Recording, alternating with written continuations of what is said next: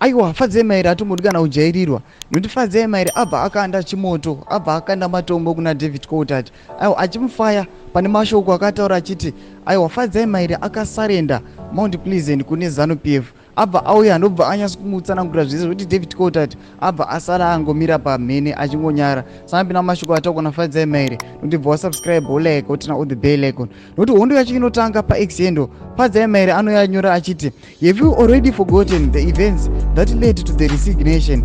Are you forgetting that the whole blocks of MPs were illegally recalled? Are you forgetting that after being illegally recalled, their by-election campaigns were attacked by violent thugs? Are you forgetting that campaign teams members were subducted and murdered with zero accountability? Are you forgetting that sitting MPs were abducted and tortured while the perpetrators who were caught on video were never brought to book? Are you forgetting that our members were banned from contesting for no reason?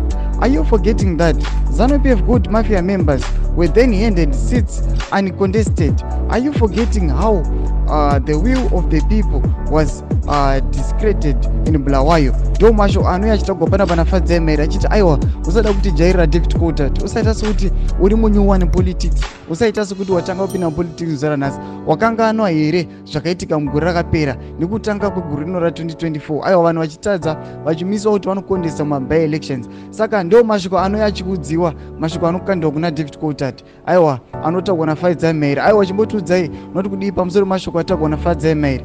Tiudze mafungiro enyu pina mcomment section medu, musangano subscribe like, so tena on the bell icon.